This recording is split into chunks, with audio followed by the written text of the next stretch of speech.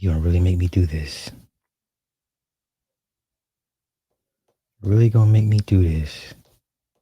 Let's do that. Nope, let's do monthly. Okay.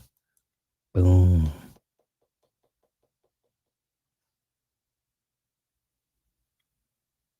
Okay.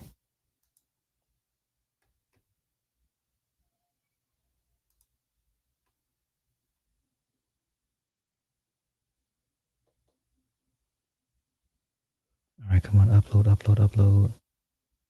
Okay, now I'm officially back on Kick and my 2 YouTube channels. All right, cool. We're just gonna run numbers up. We're just gonna run viewer numbers up. All right, everybody's good. Okay, hey man, listen. Lupita is making a very big mistake. Okay, she's responding. Don't respond. You know, that's what I would tell Lupita. Don't respond. Let them, stew in their own misery. Okay. So I want to go over some stuff before we get to Lupita. Once again, we are here to observe and report. You're not here to debate these people. Don't go into their chats trying to correct them. Don't do that. That's not how we do this. We simply observe and report and bring our findings back to our people and disseminate the information and make the people aware of what's being said. That's all. That's all. All right. Cynical, what's happening? Vintage, what's happening? Neri, what's happening? Beat Boss, Mean Gene, SMS 130 Official, High Chief. You know what I'm saying? Shout out to all y'all. God bless all y'all. All right.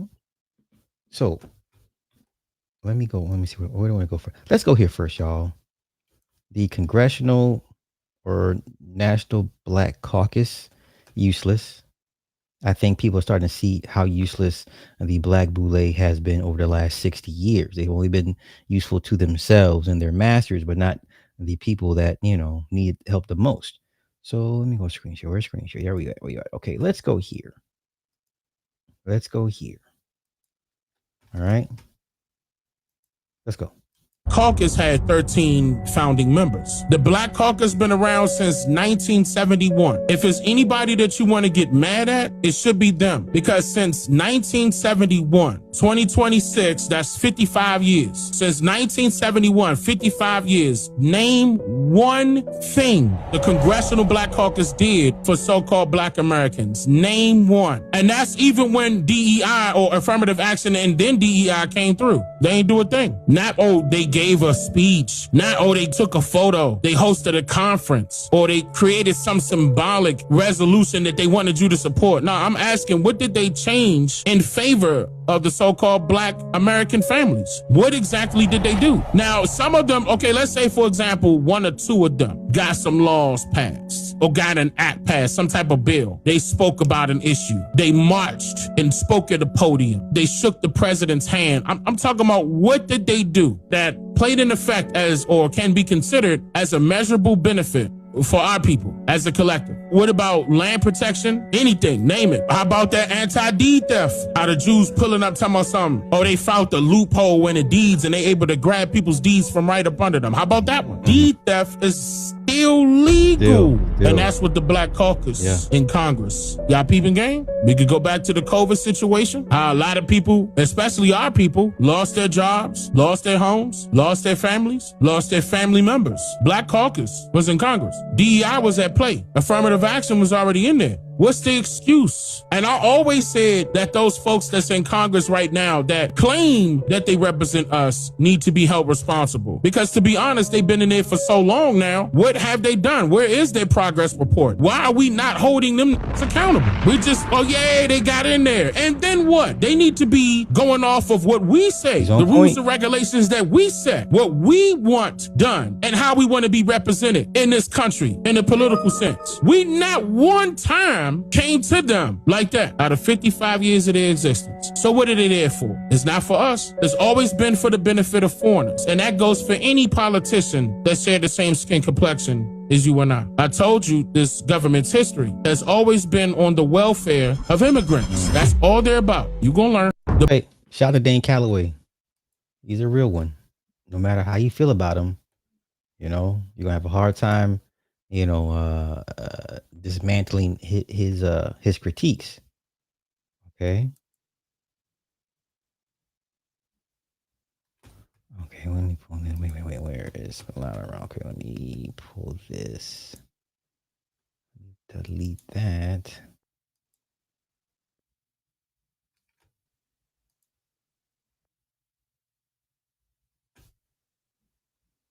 Okay, what we got here? No, say that. Save that. Oh wait, where's my dailies?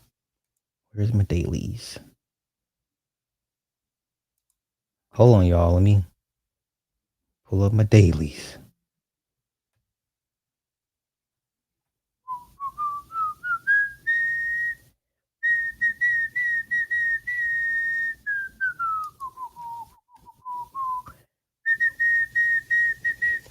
I don't want that one. Where's my TLDR?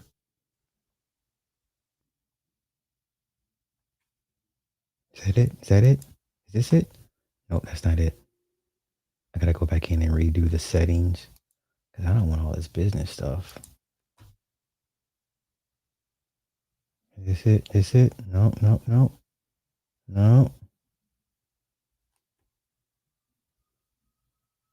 care about this. Nope, I don't care about this.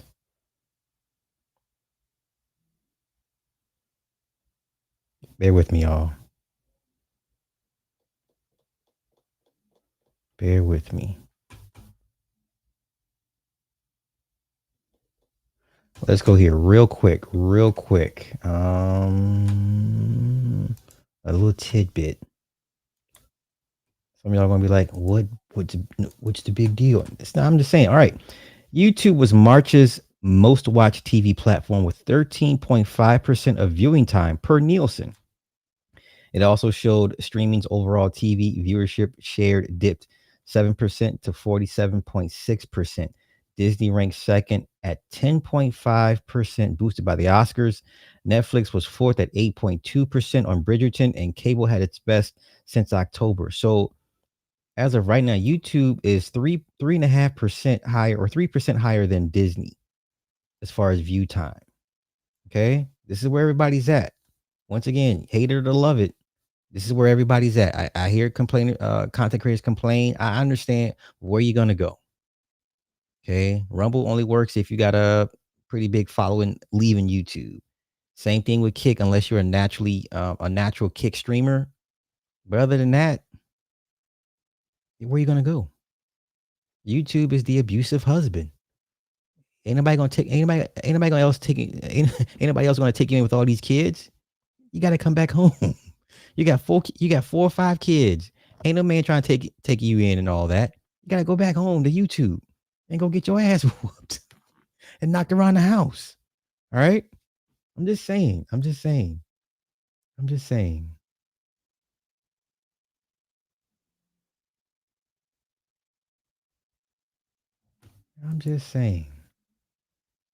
Let me pull up TLDR.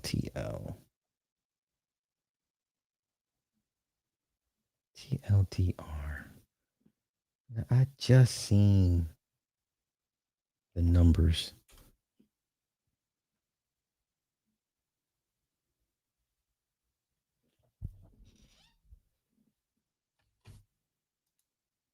Hold on, y'all. You know how I get when I'm locked into something. I just seen the damn stats.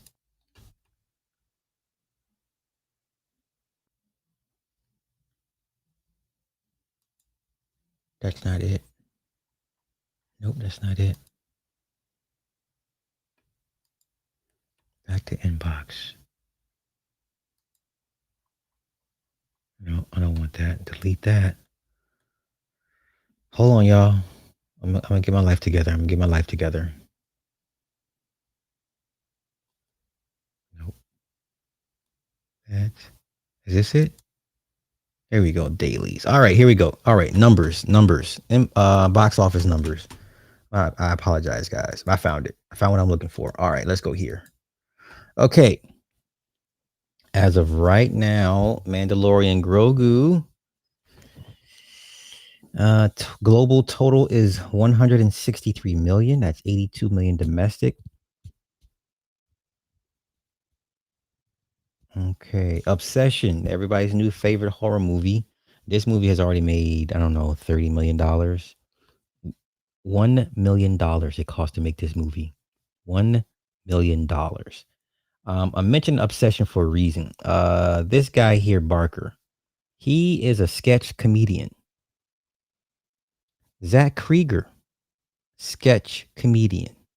There's another horror movie made by a sketch comedian. If Drewski's smart, he hires a writing team and gets into and writes a horror film. Your last three horror blockbusters were written or conceived or created by sketch comedians. Somebody get the word to Drewski. This is where he should pivot next to a horror films, or at least a couple horror films to get his feet wet into how the Hollywood machine works. Okay? If he's going to do anything, it should be a horror film. Okay? $1 million budget. Let me see where it is. Where we at with it right now? Hold on.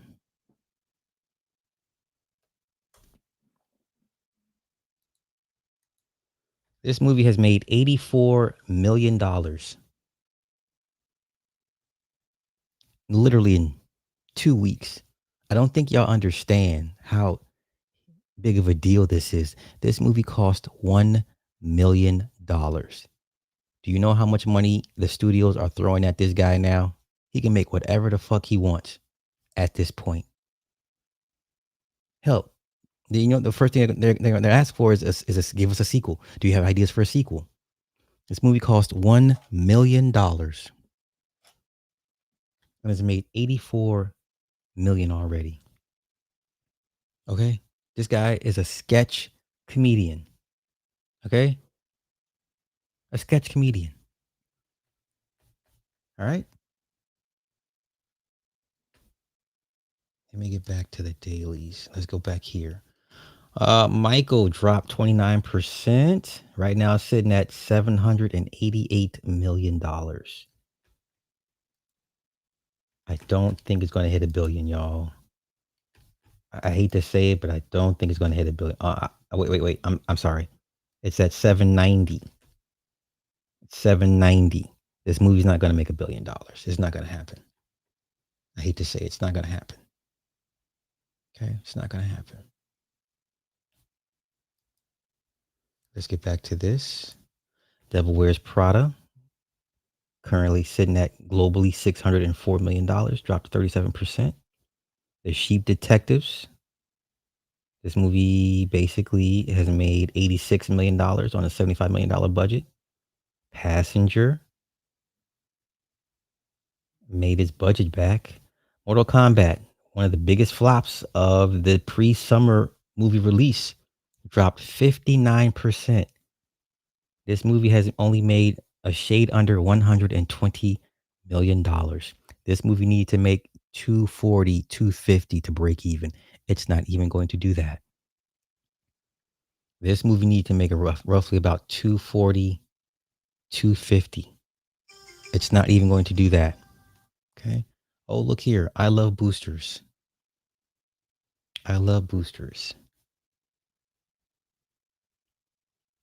This is shocking. I mean, is it shocking? It's not shocking. It's at 3.72 million for a 3-day domestic weekend. Once again, it's not being released overseas because it would cost too much money. It's not worth the expense. This movie cost $20 million. I don't know what happened to Booch Riley. How did Booch Riley go from black consciousness? Well, you know what? I take that back. He went the Ice Cube route. Never mind. He went the Ice Cube route.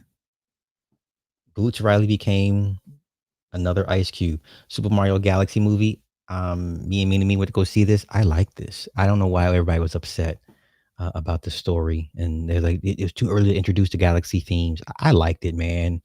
Bowser Jr. Only thing I didn't like, I thought Bowser was going to keep being like the good, not a good guy, but I thought he was gonna talk his son out of, revenge and being a bad guy.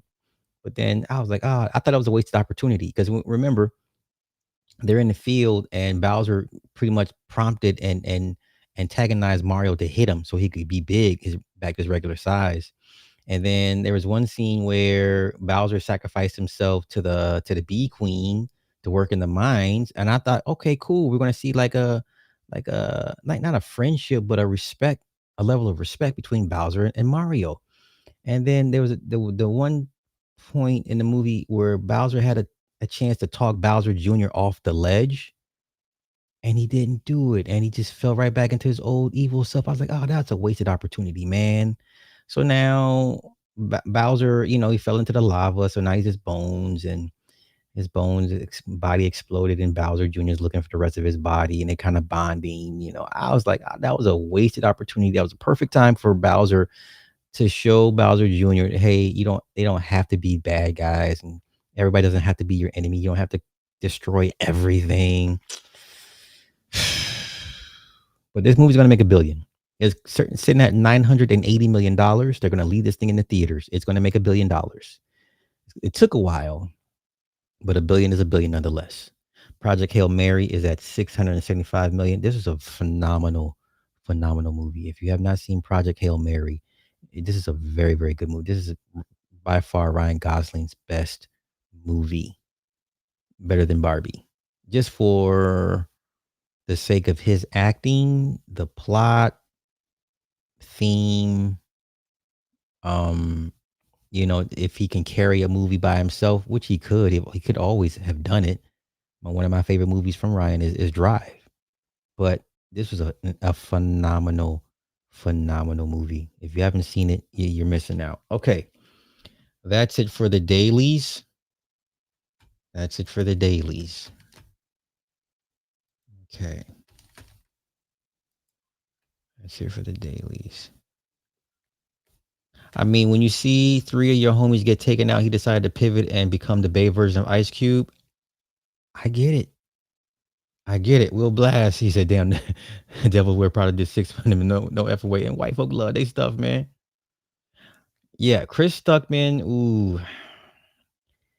Yeah, but Chris Stuckman, look what Chris has sacrificed to get here. When Chris said he's no longer gonna do negative reviews on movies, pretty much a lot of people checked out on him. A lot of people turned their backs on him and like, what kind of movie reviewer doesn't, critique a movie or doesn't give a negative review of a movie? And then I think Chris could have made more money, or his movie would have done a little bit better had he not turned off so many of his followers. But listen, but this is the wave. So yeah, shout out to Chris Stuckman. Markiplier did his own little movie, Iron Lung. Let's go take a look at that and see what those movies are doing. Right. So this is the time, if you are a content creator, like a real content creator, you're an indie, there's nothing stopping you from making a movie.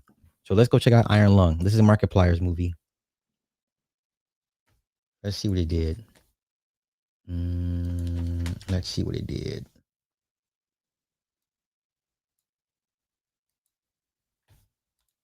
Okay.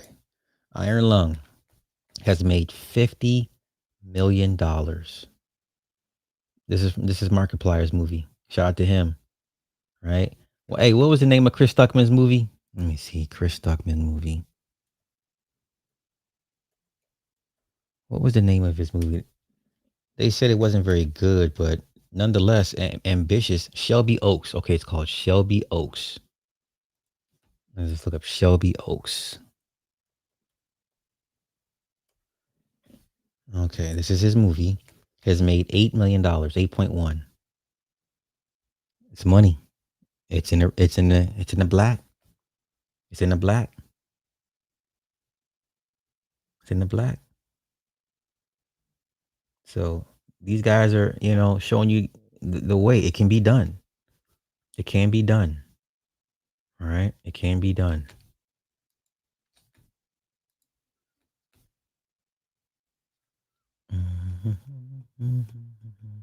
Jeremy Jahns replaced Chris Stuckman. I mean, they both could have existed in the same universe. I just when When Chris did that, it turned off a lot of people. A lot of people. I was just like, man, that was not the move to make. But once again, this is the way. They're showing you this is the way. Okay, let me see. Let me keep going. Let's get to Mel Gibson. Mel Gibson, I don't think gets enough credit for how good of a director he is. Mel Gibson should be mentioned amongst the greats. Spielberg, Coppola, Scorsese, Denis, you name them, Mel Gibson should be up there. And let's go into why. Now, Mel Gibson doesn't have the catalog of everybody, but when he does release a movie, it's an event. It's an event. So let me make my case for why Mel Gibson should be mentioned amongst the greats, the greatest of the greats. Okay, so let's go here. Mel Gibson spent $70 million of his own money. Right. So the Passion of the Christ, he financed it for $30 million, his own money. After every studio in Hollywood passed, Gibson marketed and distributed it himself through New Market Films. It opened on Ash Wednesday in 2004 and grossed $612 million worldwide. It at one point held the highest R-rated box office record for 20 years. I believe Deadpool broke that record, and remains the highest grossing self-financed film in cinema history. His personal take cleared $400 million. This man bet on himself and took $30 million of his own money, bet on himself, and walked home with $400 million. 2 years later, he did it again, Apocalypto, entirely in Yucatec Maya, $40 million budget, 0 Hollywood actors. His lead, Rudy Youngblood, was working at a Lowe's in Texas when Gibson pulled him from a general casting call. Youngblood had less than a month to learn Yucatec Maya, performed every stunt himself, including a 175-foot waterfall, free fall, and sprinting in front of a live 200-pound jaguar. The stunt coordinator called him the purest athlete I ever met. The film tripled its budget at $120 million worldwide. Okay. So he took another $40 million and made $120 off of that. Okay. So why am I so hell-bent on wanting to put him in with the greats? So he has Passion of the Christ 2 coming out. And I'm going to go see this just based off what he said, the narrative, or what the 3 scenes. First scene is the fall, the war in heaven. And the second scene, I believe, is Jesus's descent into hell for 3 days to free the souls of the righteous. And the third act will be, I believe, after his resurrection. I'm going to go see this. Let's go. This story that you want to tell about good and evil, like, do you have a script, or is it just a thing in your head? What is it? Yeah, it's the resurrection story, but it's not linear, because you can't really. It's hard to understand, so it's got to be put in a framework where you answer a few other questions as well. And you have to juxtapose the event itself against everything else so that it makes some kind of sense in a bigger picture, which is a hard thing to do. And it took my brother and I and a guy called Randall Wallace, plus my brother and I, took us 6-7 years to write it. So are you doing this with historians as well? Are you trying to make it? Yeah. Yeah. Yeah, historical stuff. Well, I regard the Gospels as history. It's verifiable history. Some people say, oh, it's a fairy tale. He never existed, but he did. And there are other accounts, verifiable historical accounts outside the biblical ones that also bear this up, that yes, he did exist. And the other aspect of that is that the all the evangelists, the apostles who went out there, every single one of those guys died rather than deny their belief. And nobody dies for a lie. Nobody. Right. So that's part of what I'm doing. It's like showing nobody dies for a lie. Yeah. Well, the resurrection is the one that is the most difficult for people to swallow. Yes. That's the one that requires the most faith. The most faith and the most belief. Yeah, resurrection. Yeah. Who gets back up 3 days later after he gets murdered in public? Who gets back up under his own power? Buddha didn't do that shit. Right. Ouch. You know? So You believe that? Okay, I want to find where he actually lays out the 3 scenes. Oh, let me see.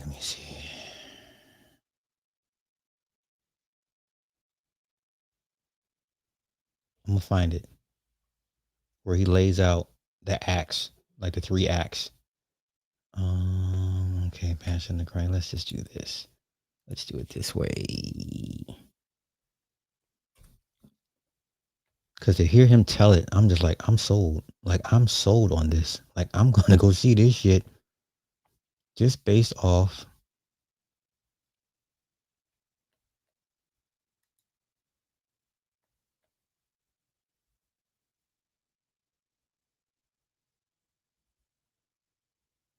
Oh, come on.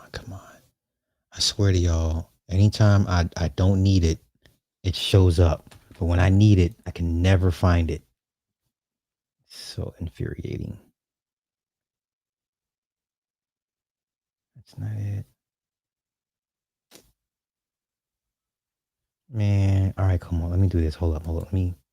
Now I'm hell bent on finding the clip. Oh, wait. Okay, Joe Rogan.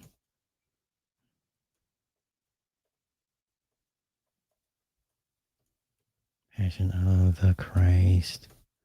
Plot. Okay, 2 plot. I'm gonna find it.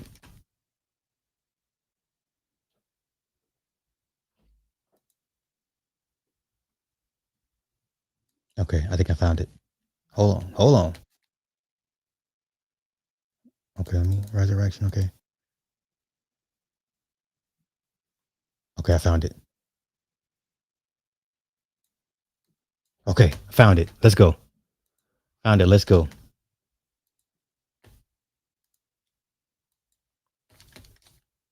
Listen, the way he describes this shit, I'm hyped. He got me hyped to go see this. Let's go. Caviezel. yeah, I know it's 20 years later. Too. It's 20 years later, but it's, Yeah, but it's the right guy. yeah, but it's supposed to be 3 days later, but he got 20 years older, and I think I have to use a few techniques that they've started to get really good with The CGI and Yeah. they can do amazing things now. You can actually Yeah. get some of the same people. And by the time you film it, it'll be even better. Yeah. When are you going to start filming? I'm hoping next year sometime. There's a lot required because it is. I'll just tell you this: it's an acid trip. When we wrote it, it is like I've never read anything like it. And my brother and I and Randall all sort of congregated on this. So there's some good heads put together, but there's some crazy stuff. And I think in order to really tell the story properly, you have to start with the fall of the angels. Let's go. Right? Yeah. Which is you're in another place. You're in another realm. You know, you need to go to hell. You need to go to Sheol. So you're going to have hell? You're going to have Satan? All that? Yeah. Whoa. Sure, you gotta, yeah. Right. You gotta have his origin. How do you depict that? This is a good question. And I think I have ideas about how to do that. And ideas about how to evoke things and emotions in people from the way you depict it and the way you shoot it. So I've been thinking about it for a long time. So it's not going to be easy, and it's going to require a lot of planning. And I'm not wholly sure I can pull it off, to tell you the truth. It's really super ambitious. But I'll take a crack at it. Because that's what you got to do, right? Walk up to the plate, right? So I think I can get it. But it's not about me, you know? Right. It's about something else. Well, So- if anybody can... He's come a long way.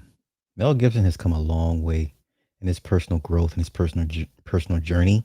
He's come a long, long way. Do it. You can do it. Well, I hope so. Yeah. It's trying to find the way in that's not like cheesy or obvious, but that actually it's almost like a magic trick in a sense. It's diversion. It's obfuscate this, show that. Look over here. Yeah. It's Do you have a title? yeah, it's just like the resurrection of the Christ. Yeah, it's like so that's a title, and yeah, it's very ambitious. That's all I'll say. It took a long time to write. It's really ambitious, and it goes from like the fall of the angels to the death of the last apostle. Do you have a start date? I don't have a start date. I just have Man, to. listen, I'm hype. I don't know about y'all. I don't know about y'all. I'm hype. I'm hype. I'm hype. I'm hype. Anytime you're gonna, talk about the war in heaven, I'm there, man. I'm there. I am so there. Yeah. Stallone, yeah. Always bet on yourself, man. Always. I'm there. I cannot wait to see a teaser trailer of that sometime next year. So, let him take his time. Let him take his time. Okay, let's go here. Trump is in the hospital. Went back to the hospital, right? Now I've been saying the man's he's not been well. I didn't know Trump was the oldest inaugurated president at his age. He's the oldest to be sworn in. I did not know that. So, for those this is probably the most anticipated obituary in the last 50, 60 years. I don't think there's nobody's obituary more hoped for than this man here. There's so many people wishing ill upon this man, and rightfully so. Let's go here. Let's see what they're talking about. President Trump heading to Walter Reed National Military Medical Center this morning for what the White House calls a medical and dental checkup. It's his third visit in 13 months and puts a spotlight on the president's health ahead of his 80th birthday next month. NBC's chief White House correspondent. Hey, time out. Is this the woman who mama missing Nancy Guthrie's daughter? Help me out. Is this Nancy Guthrie's daughter? Is there any updates on Nancy Guthrie's kidnapping? No? Yes? Okay. I'm just asking questions. Come on. White House correspondent Garrett Haake has more. Garrett, good morning. Hey, Savannah, good morning. Look, the White House says this is just a routine doctor's visit for President Trump, but as he approaches that 80th birthday, his physical and mental health are under a growing spotlight. Now, the president has had some visible health issues that he and his doctors say are minor. He's been seen with bruising on his hand, which he says is from aspirin usage and too many hard handshakes, and there's swelling on his lower legs, which his doctors say comes from a common vein condition. He has also appeared to doze off in some recent White House events, which he and the White House say are not actually what we see. The president receives regular medical care here at the White House, but some specialized testing, like the CT scan conducted on his heart and on his abdomen last October, can only be done when he's off-site. Now, this all comes as recent polling from the Washington Post and ABC shows that 40% of Americans believe the president has the mental sharpness to do what is one of the world's toughest jobs. That's crazy. A 7-point drop from September. And in terms of his physical capacity, that number stands at 44%. That's a 10-point drop from 8 months ago. For his part, the president said back in February that he feels decades younger than his 79 years. Savannah? Garrett Haake at the White House. Thank you. Hey, Okay. We can stop with the lies. Let's see what the comments. Let's go to the comments. Whew. Time is catching up to the Big Mac. Champagne ready. Ooh, they must be nice to have health care.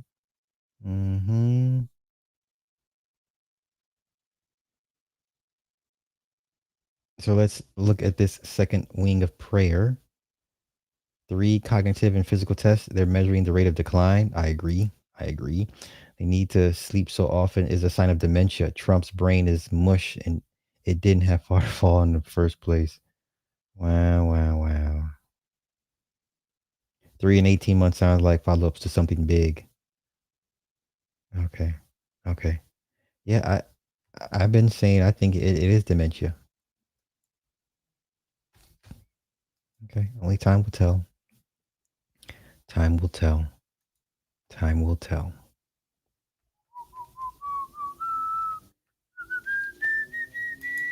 Let's go here. Let's go a little change of pace. Now, hear me out. Okay? Hear me out. Okay, this woman here is Ava Devine. if you know who Ava Devine is, okay?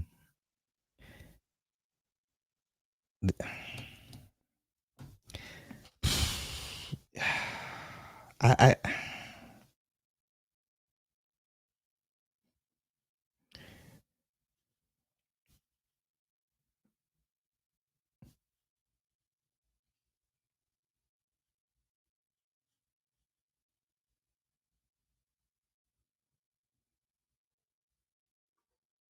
okay. Ava Devine, if you know, you know. So let's go here. Let's go here. I don't know who's right or who's wrong. Um, I don't know. Let's listen to the whole thing and then we'll discuss it together. Let's do that. That's probably the best way to do it. Let's go. You guys, recently I was notified that some comedian was body shaming and making fun of trauma. And fortunately or unfortunately, it was about me. Is it possible that somebody who has a lot of trauma is able to sync with, first of all, the only thing syncing is them titties, them crazy alien titties you got. How the would you ask a question like that? Trauma, that's you. You are trauma. I believe the comedian's name's Godfrey. Yeah, okay. Well, thank you for acknowledging me, but no thank you for the insults. I am a trauma survivor, and I think it's really uncalled for you to lash out and slander me for my body and for having trauma. I think that's very unhealthy, and it could be very detrimental that your bullying could really affect a lot of people. And luckily enough, I have tough skin. Despite how many CCs I have on my chest, I have tough skin. And I've learned that you're the unfortunate one, you're the sick one, and maybe you need healing. Maybe you should get help, because I did. And I also feel that, you know, I peeped on your page, and I like the way you slander everybody for your material. I mean, excuse me, I don't like the way you slander everybody. Now, to be fair, he is a comedian, and that's what they, you know. But listen, Ava Devine started off as an escort, and I was reading one of her interviews, and the guy asked her, "Is there any acts that you're scared of, that you won't do or you're ashamed to do?" And she's like, "I started off as an escort. I did everything before she came into the business." Do you understand? If you've seen Ava Devine at her peak before, I hate that she got her shit expanded to this size. Peak Ava Devine, this is a nasty woman. This woman will put you underground sexually. This is a nasty, nasty woman. Okay. Whether it's good or bad, depending on your perspective and your sexual levels. Okay. This woman at her peak would give any of the greats a run for their monies. Okay. But let's continue. For your material. I don't know. Maybe you should go back home to Nebraska or ask your mom and dad for manners, because that's not cool. But I did want to let you know I did not appreciate that. So, or some of the comments that was being said by your low-end fans. So yeah, over and out, best wishes, and good luck in life. I personally, a lot of women get crazy implants and expanders and get these crazy proportions. I'm not going to sit here and make fun or judge them. That's what they want to do. I'm not going to sit here and try to psychoanalyze where that comes from. I'm not going to make fun of people for wanting to do what they want to do with their body. You know what I'm saying? But Godfrey is a comedian, and is Godfrey a psychiatrist? No, he's not. Psychologist? No, he's not. But you know, maybe she took it a little personal. I don't know. That could be true as well. But listen, Ava Devine, if you know, you know. Okay, if you know, you know. All right. So, so in the comments it's 50-50. In the comments it's 50-50. All right. Matter of fact, she has a podcast, and I don't like what she did with her chest. I liked her better when she was way, way smaller. But Yvette Bova did the same thing. Brittany Elizabeth Walsh does the same thing. They just get these implants and they just expand. So this is what they do. They like it. I love it. I'm not going to sit here and whatever, but this woman will, will kill you in the bed. She'll make your heart stop. Okay. This woman will make your heart stop. All right. I think she still works out of Vegas. I could be wrong. But yeah, she's an OG, man. She is a legend. Okay. If you don't know who she is, it's okay to not know who she is. It's okay. Let's go here. Let's do this. See, this is how I met Kimber. A lot of the male performers I was shooting with for companies would tell me, they'd be like, Ava, tonight, can we go visit my girl, Kimber James? I'm like, what? Who's this Kimber James? Not only from one guy, every guy. And I was like, who is this Kimber James? And I'm like, yes, I would love to. And they kept telling me about you. See, this is how I met. Okay. Yeah, so she has a podcast, and my thing in life is I try to learn something from everybody. I think everybody has something to teach you, whether it's good or bad. That's just my take. Hi, you guys. Who's around? I'm pretty in pink. Listen, this woman will put you in the ground. Do you understand? If you know, you know. Okay? If you know, you know. Matter of fact, hold up. Let me get back to that. And there's one more point I want to make. Hold up. Where is it at? Screen share. Let's get back to this real quick. The women with the implants. So, like I said, let's go Brittany Elizabeth. This is the one of the bimbo wives. Her husband is in the military. Right? And this is what she does. And she is well known. That's her husband right there. He basically supplies her a bimbo lifestyle. She doesn't have to work. She cooks, cleans, and looks sexy and makes content, sometimes with her husband. But how big? Let me show you how big she used to be. Now, she had a medical condition. One of her expanders became infected. See, there they go right there. That's her husband. One of her expanders became infected. She was way bigger than this. You see how big how big she used to be before she had the expanders taken out. Okay? So are you going to sit here and say this woman has trauma? Does she have trauma? This woman's been married. She's been married to her husband for 20 plus years. Does she have trauma?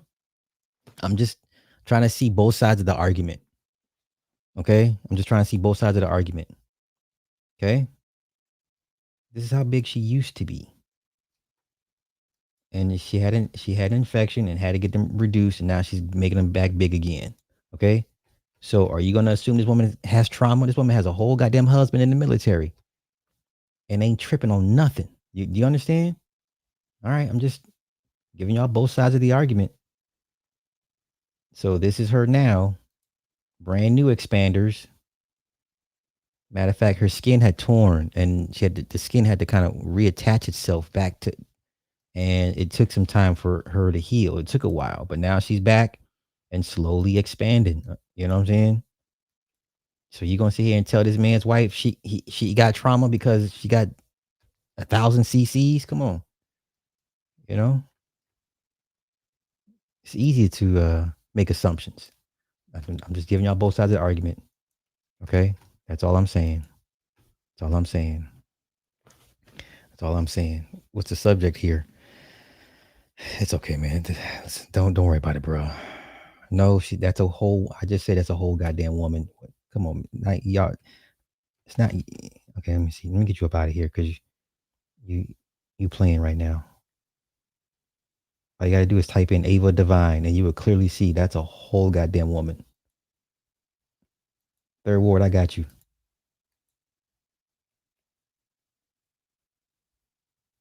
Okay, anything else?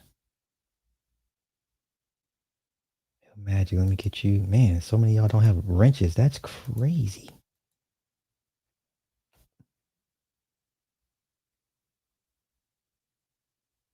Okay. I think I got most of y'all. Okay, everybody should be good to go. Okay. Once again, I'm just here to give you both sides of the argument. That's all. That's it. That's all. Okay. Let's go back to Hollywood. Let's go back to Hollywood. You ready? Let's go. Rock stars are pedophiles. And this is extremely sad. So this is Lori Maddox. And as Wikipedia states, she's a former child model and a baby groupie of the 1970s. So when she was only 13 years old, Lori started frequenting clubs in West Hollywood like the Whiskey A Go-Go. And in June of 1972, when she was only 13 years old, Lori was, as she claims, kidnapped. Lori had been kidnapped by Led Zeppelin's tour manager, a man named Richard Cole. Lori was then brought to Led Zeppelin guitar player Jimmy Page's room and basically kept there. Basically, Jimmy, who was 28 years old at the time, told Lori that he said he'd have her, so it's time to have her. And that started off their relationship. Jimmy reportedly kept this secret because he knew that it was wrong. It was statutory rape. He was 28 years old and she was only 13. Let me just say this again. Once again, black men are having these crazy ass conversations about age of consent, young man, young old man versus young woman. I've seen Philadelphia Life and 2K. You guys sound like, you know what? Let's continue. Let's continue. And he went to great lengths to make sure that nobody would see him and Lori out in public. This included keeping her in secluded rooms where no one could see the two together. But their relationship is extremely well documented, and yes, this makes Jimmy Page a pedophile. But Jimmy wasn't the only adult that Lori was involved with while she was a minor. According to Lori, she actually lost her virginity to David Bowie. Yes, once again while she was a teenager. And she also claimed to have slept with Mick Jagger when she was only 17. Now, the photos of Lori Maddox are extremely sad and disturbing, especially when you realize that all the men in these pictures are very old, 28, 30, 32. And in these photos, Lori is literally a teenage girl. I mean, you can't make this stuff up, and it really perplexes me as to why people don't talk about this more. Like, nowadays, there's a massive discussion, a reckoning of things that have happened in the past. And yet with a lot of these classic rockers who had established relationships with minors, many of them physical in nature, they seem to just get glossed over. Now, Lori Maddox and no, sir, the white ones get glossed over. The white ones get glossed over. Don't do that. Don't do that. her adult years actually came out and said that she couldn't wish this fate on her daughter. Here's a quote from her. She said, "I don't think underage girls should sleep with guys. I wouldn't want this for anybody's daughter. My perspective is changing as I get older and more cynical." So who knows at the end of the day exactly what all happened to Lori Maddox and who did what with her. But this story is extremely sad and disturbing and really makes you wonder how many of these old classic rock people did stuff like this. All of them. And the fact that you got black men really debating each other on run them cookies. And I'm thirsty. Roll your eyes at me all you want. Anywho, so now we got black men actually trying to argue the merits, the who, what, wheres, and whys of why old black men want young black women. You cannot. We're still having this again. You're having this discussion again with a whole new crop of guys. Okay. And what stories and things that they've done will never come to light because they've been hidden so well. If you want to listen to... Okay. This is where we're at. Sweet. Gracias. This is where we're at. So it seems like the majority of men, if they can, would prefer young adolescent women. Okay? Young adolescent women.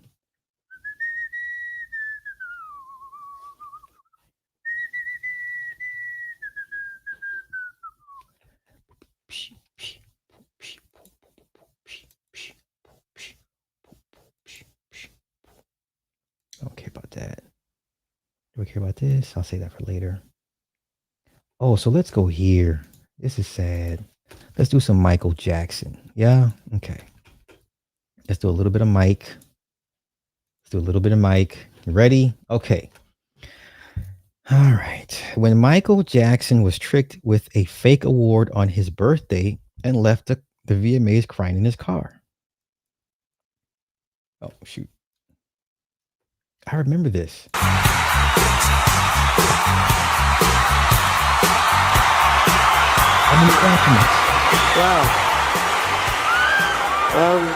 God bless you. I remember watching this. I love you too. Thank you very much, Britney Spears. You look wonderful. When I was a little boy in Indiana, if someone had told me that one day I would be getting, as a musician, the Artist of the Millennium Award, I wouldn't have believed it. This is a fake award, but come on. This is really amazing. I can't believe it. Thank you so very much, but there's a couple of people I have to thank who made this possible. Who that, Mike? Who? Let me stop here. All right. To boost ratings, MTV invited Jackson to appear on his 44th birthday, where Britney Spears introduced him with a tribute calling him the Artist of the Millennium. Misled by his management and the network's framing, Jackson believed he was receiving a formal career achievement award and delivered a deeply emotional acceptance speech. In reality, no such award existed. He was merely being presented with a decorative ornament on a birthday cake. The aftermath was devastating as the media mocked him for the delusion, leading a crushed Jackson to leave the venue in tears.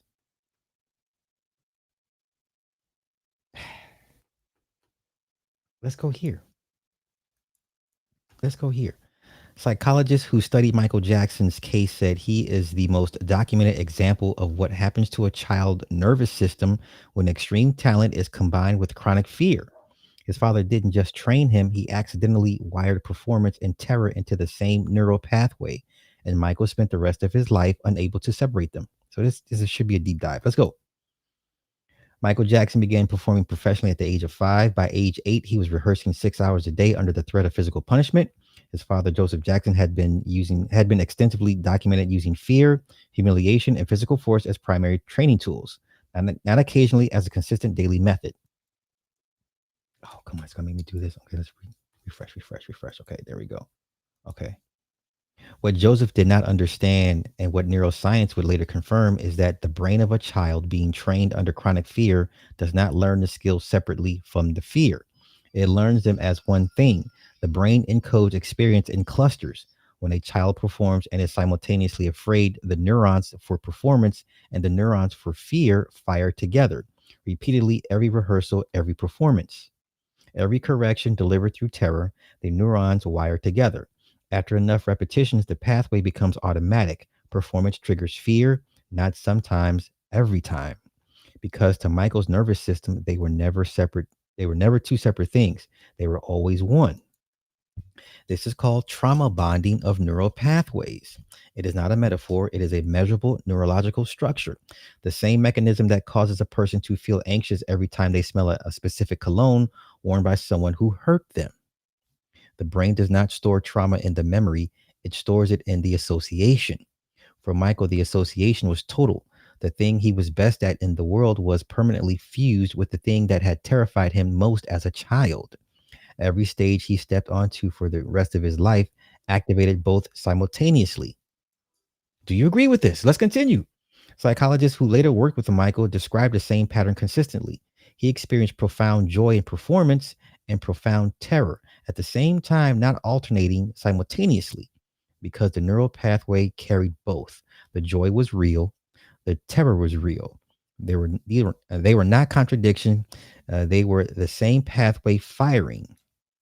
This also explains what most people misread as eccentricity, the obsessive perfectionism, the inability to watch his own performances, the physical transformation of his appearance, the desperate search for a childhood he described as stolen. These are not character flaws, a nervous system doing exactly what nervous systems do, trying to resolve a wound it was never taught to name. The chronic fear training also produced something else, a nervous system permanently calibrated for hypervigilance. Michael described never feeling safe. Not on stage, not off stage, not anywhere. This is not a personality trait. That is a nervous system that learned during childhood that safety is temporary and danger arrives without warning. The vigilance that kept the child safe in a fearful household became the prison of the adult. The medication that eventually killed him was not a mystery to psychologists who understood his nervous system. A body permanently in a low-level threat activation cannot produce natural sleep. The threat response keeps the brain partially alert, watching, waiting. propofol was not a rock star's excess. It was a man with a hyperactivated nervous system trying to find the only thing in his body it could not give itself, genuine safety, even for one night. Joseph Jackson did not set out to damage his son. He set out to make him great, and he succeeded by every external measure. But the method he used to produce greatness wired the nervous system of a child in a way that made it impossible for that child to ever fully inhabit the life the greatness built. The most famous entertainer in human history spent his entire adult life unable to feel safe in the world his talent created. This is not only Michael's story. Millions of people were trained in childhood through fear, criticism, humiliation, or unpredictability. Not all of them by monsters, by parents who were themselves running on wounded nervous systems, doing what they knew, passing on what they had been given. The specific details are different. The neural mechanism is identical. Performance wired to fear. You are not Michael Jackson, but if you grew up in an environment where love felt conditional, where criticism was the primary feedback, where you learned to perform your way to safety, your nervous system learned a version of the same thing his did. The stage is different. The pathway is the same. Performance and fear, achievement and worth. Most people will watch the movie and see a legend, a talent so extraordinary it defies explanation. The rare ones will see something else, a child who was never allowed to be just a child, and a nervous system that spent a lifetime paying the price for what that cost. Okay? What say you? What say you? What say you? Okay? What say you? All right. That's sad. That's pretty sad. Oh, you know what? Let's keep it going. One more Michael Jackson tidbit. Now, this, I only knew about partially of this, but let's go here. Okay. A few weeks after Michael Jackson's acquittal in 2005, on July 6th, Evan Chandler tries to kill Jordan Chandler. So the father tried to kill the son. So here we go. On August 5th, 2005, plaintiff obtained a temporary restraining order against defendant under the Prevention of Domestic Violence Act. The restraints were continued by an order dated August 19, 2005. After plaintiff rested his case, defendant moved for a dismissal pursuant to Rule 4, semicolon 37. The judge granted the motion and plaintiff appealed. The final order provided for continuance of the temporary restraints pending the outcome of the appeal. We reverse and remand for further proceedings consistent with this opinion. The judge found that plaintiff had proved that he and his father, the defendant, were members of the same household when defendant struck him on the head from behind with a 12.5 pound weight and then sprayed his eyes with mace or pepper spray and tried to choke him. That's what the daddy did to the boy. The same boy that had to get up, they made get up on that stand and lie on Michael Jackson. The judge also found that the weight could cause serious bodily injury or death. Thus, the judge was satisfied that plaintiff had provided evidence which, if believed, would support a finding of aggravated assault. Despite that finding, the judge refused to issue a final restraining order, reasoning as follows. This is what the judge said. I'm persuaded at this point that the allegation, while serious in and of itself, is not a pattern of abusive and controlling behavior. So this man hit the boy in the head with a 12.5 pound weight and then sprayed mace in his eyes and began to choke him out. And the judge says, well, I don't think that's a pattern of abuse. After further argument, the judge acknowledged that plaintiff did not have to prove a pattern of abusive behavior, but said that he would not grant the final restraining order because this incident did not persuade him that plaintiff was entitled to a restraining order as an act of domestic violence. Wow. Wow. So the boy Jordan took the stand. Michael beats the case, and then the daddy tried to hit the boy in the head with the weight. You've got to be kidding me. That's crazy, man. Okay, so then it's also rarely mentioned that the same man took himself out 4 months after Michael Jackson. Oh, okay. Interesting. Okay. Nasty work, y'all. Nasty work. Okay. All right.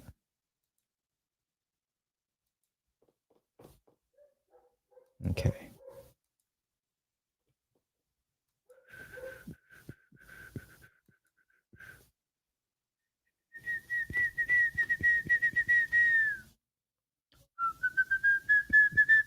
Okay, where are my titles again? Hold up. See details. Let's take action. Yes, trim out that segment. Trim it out. Please and thank you. Trim. All right. All right. So next subject. So let's do here. Let's go to.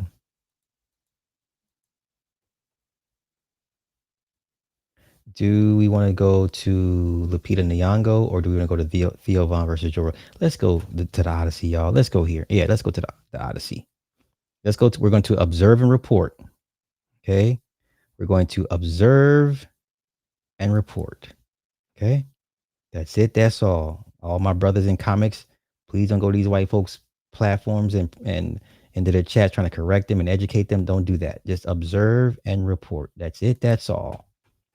Are we ready? Okay. Observe and report. Let's go. Observe and report featuring our good buddy Gary, the former cocaine head. Was it crack? Did he go to prison for crack or cocaine? I don't know. Either way, he's a former drug addict. Not that that matters or anything, you know. But yeah, okay. AKA Nerd Erotic. Let's go here. You ready? We're here to observe and report. Let's go. This idea was also explored in a book called Black Athena. I think people should read it, which argues that classical Greek culture is heavily indebted to Afro-Asiatic and Near Eastern roots. I actually taught Greek mythology to 8th graders. And so I covered this.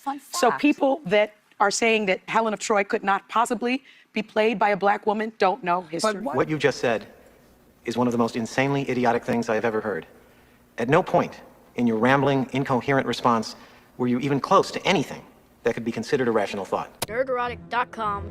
Greetings, you over 1 million practitioners of common sense, something that seems to be in short supply these days, and the 40% who haven't subscribed yet. Without a doubt, Christopher Nolan is the king of Hollywood. He's not only its most notable director, he's the last movie star, the only guy in Tinseltown who can consistently put butts in seats on his name alone. And there's no better proof of that than Oppenheimer, a 3-hour biopic where a bunch of it's in black and white, people are just sitting around and talking, and it almost made $1 billion and won a lot of Academy Awards, including Best Picture.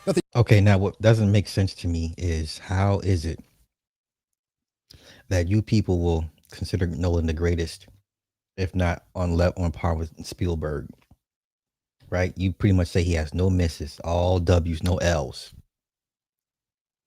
So if this man has 20 years of W's, no L's, you mean to tell me all of a sudden him casting a Black woman in Greek lore somehow is going to just undo 20 years of him having W's? Like, the white male fragility it's a real thing. Now, mind you, a white man did this. A white man cast an African woman in one of the most storied roles ever, and the regular white guys don't know what to do with that. So an elite white man says, "You know what? I'm gonna put this Black woman on a pedestal." Regular white men are like, "What do you mean? Well, why would you do that?" So let's continue. We're here to observe and report. That's it. That's all. Come on. You guys don't know already yet, it doesn't make it any less insane, but that is the power of Nolan. That's why it's surprising to be in this unusual territory of having to talk about Christopher Nolan's name mired in controversy. And no, it's not because of the questionable sound mixing where you're watching some of his movies at home and you constantly have to have your finger on the volume button. And no, it's not because of some of the questionable science in Interstellar or the questionable quality of The Dark Knight Rises. And listen, there's no question that movie is terrible, because despite all of those things, Nolan movies make a lot of money, and he's got the biggest and most enthusiastic fan base I have ever seen for a director. And yes, I'm including Steven Spielberg from the 80s. Now, occasionally, they can make a Snyder Bros sound reasonable because they're passionate. That's why, to say the least, it's a bit odd with the Odyssey that Christopher Nolan, the big daddy of Hollywood, is playing the Hollywood game when he doesn't need to. People used to joke that Christopher Nolan could probably use a real atom bomb in Oppenheimer, and the truth is, if he really wanted one, they would find a way. So when some of the questionable casting of the Odyssey was announced, Christopher Nolan got something that he earned, but Hollywood doesn't deserve: the benefit of the doubt. And let's face it, most of the casting is pretty good. Now, Now, Matt Damon isn't anyone's first choice for Odysseus, but he's not bad. Tom Holland, Robert Pattinson, Anne Hathaway, John Bernthal, Mia Goth, James Remar, and even Charlize Theron, because the more time she spends on a set filming a movie is the less time she spends adopting children and changing them. But after that, it gets pretty bad. Let's face it, when people are overlooking Zendaya playing Athena, you know you're in trouble. I don't have anything against Zendaya, and I don't think she's as bad as Pedro Pascal. I am just curious as to why she gets cast in so many productions when she has the acting range of Tessa Thompson.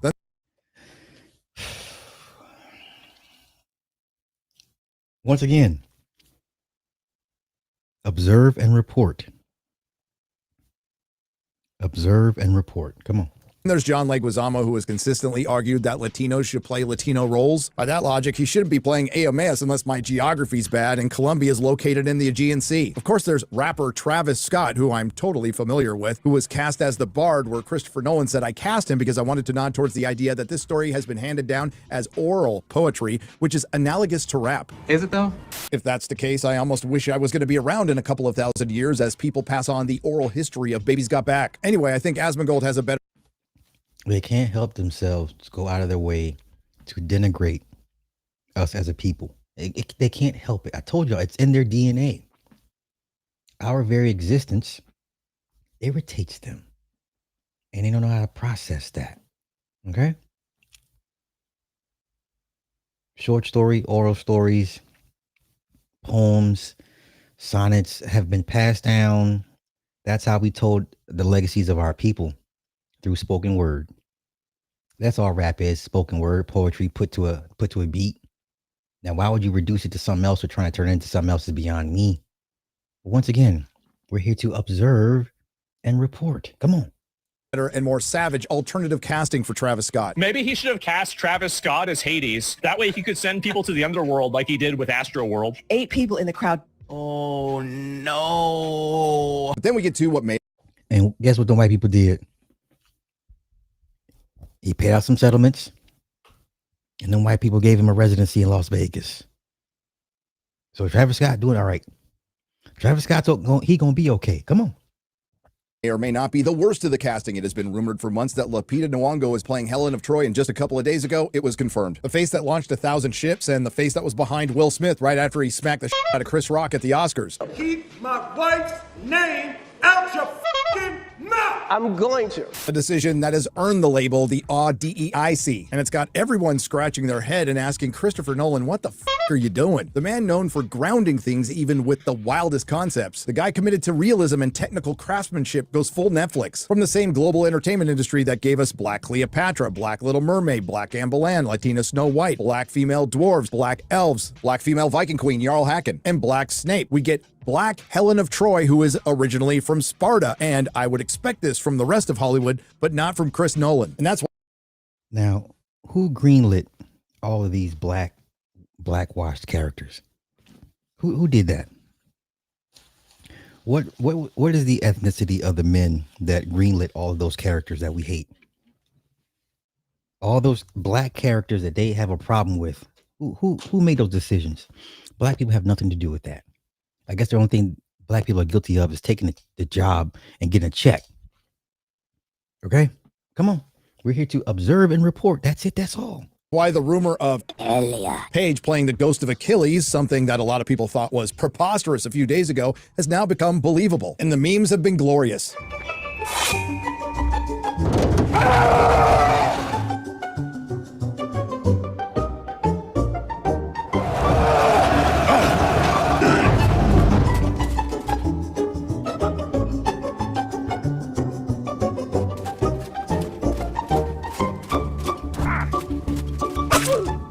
And on top of that, Elon's been dunking it, and it actually made the news. Famous Hollywood director Christopher Nolan, this guy right here, is making a movie based on the book, the poem, The Odyssey.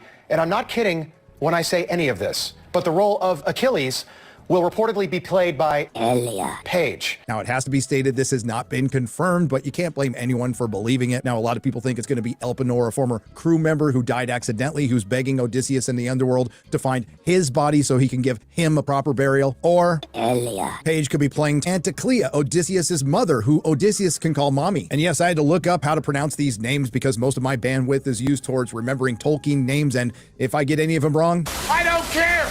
Speaking of Tolkien, things have gotten so bad that the Access Media feels they need to come in and sweep for Nolan. From Variety, The Odyssey, why Elon Musk and his troll army attacks aren't just silly but wildly inaccurate. For starters, since the casting announcement, people have been roasting this movie long before Elon Musk chimed in. And if you're going to say the trolls army's attacks aren't just silly but wildly inaccurate. Once again, we are only here to observe and report. Let me see what y'all saying in the comments, y'all. Let me see what y'all saying in the comments. We're just here to observe and report. That's it. That's all. Okay. That's it. That's all. Let's continue. Accurate, I wouldn't have used the examples they're about to bring up. From the team that brought you Why is Snow White Latina? Why are there black people in the Rings of Power? And Star Wars has gone woke comes the latest online onslaught against an anticipated Hollywood project that committed the unfathomable sin of having a diverse cast. Considering Snow White was 2025's biggest box office bomb, losing well over $200 million for Disney, with the Rings of Power Season 2, they lost 60% of their audience from Season 1, where the Hollywood Reporter, Variety's sister website, because they're all owned by the same company, Penske Media, reported for Season 1, it only had a 37% completion rate. Okay, who is to blame for all of this?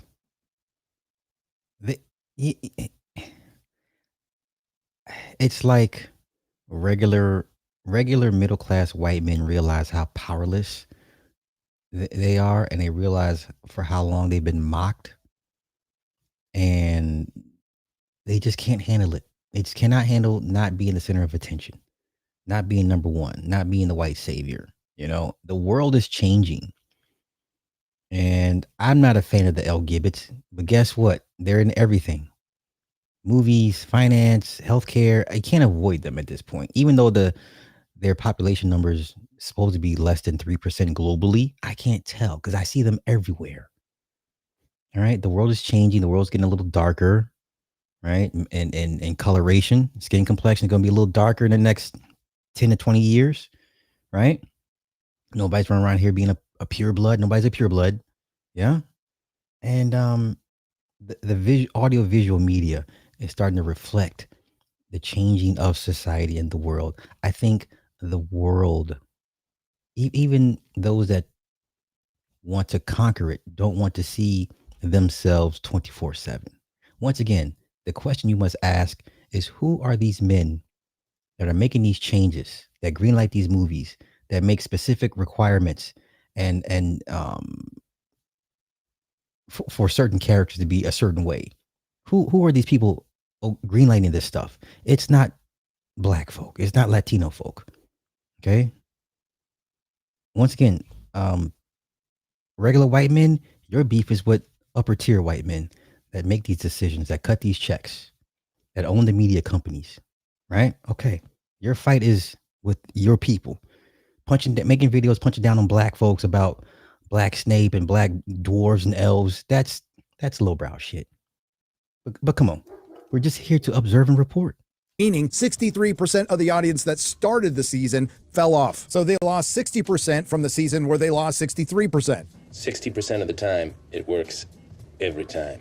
And what are you doing bringing up Star Wars? It's in the worst shape it's ever been. How bad? Well, 2 years ago, your sister website, The Hollywood Reporter, had to ask, is Disney bad at making Star Wars? And the answer is yes, and it's only gotten worse since then. So the only thing being silly and wildly inaccurate here is you, the Access Media, which tracks. In recent days, Twitter trolls have formed a phalanx and pointed their sarruses squarely at the Odyssey, Christopher Nolan's $250 million adaptation of Homer's epic, scheduled to hit cinemas July 17th. They have not actually seen the film yet, mind you, but have nevertheless managed to work themselves into a lather over a pair of castings, though Paige's character isn't even confirmed yet. Elia. Paige as Achilles' ghost and Lupita Nyong'o as Helen of Troy. Full disclosure, I didn't need to read that paragraph. I just wanted to get one more Elia in. So sue me. Forget that Achilles and Helen of Troy are both fictional characters navigating a mythological fable. Y'all see how unhinged they are? Listen to them. We're just here to observe and report.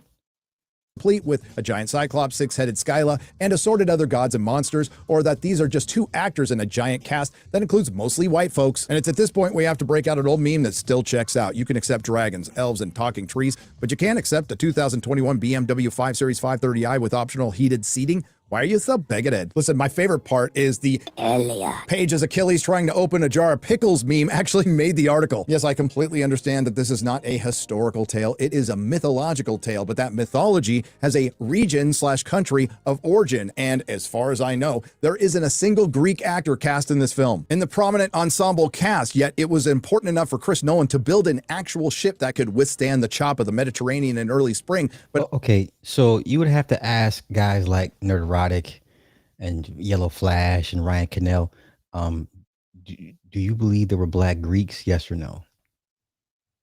Do you believe there were black Romans? Yes or no? And I mean black as far as, for general context, African. Do you believe there were Africans living in Greece and Rome? Do you believe that Africans influenced a lot of Greek and Roman culture? Yes or no? It's just that simple. It's just that simple. But okay, come on. We're just here to observe and report. Also sail from Morocco to Greece to Italy as production moved location for technical realism, but one of the major pitfalls of modern fantasy these days is the complete loss of immersion. Or, as our good friend Robert Meyer Burnett likes to say, verisimilitude. Maybe there won't be a day I won't have to break out this J.R.R. Tolkien quote about adaptation, but today is not that day. The canons of narrative in any medium cannot be wholly different, and the failure of poor films is often precisely an exaggeration, and in the intrusion of unwarranted matter owing to not perceiving where the core of the original lies. So Christopher Nolan... Now, if I remember correctly, Tolkien didn't like black people either. But does that stop black people from enjoying his works? Should it? I like Pantera. I like Dimebag Darrell. I think he's one of the greatest guitarists ever. Do I hate that he has a Confederate flag on his guitar? Yes.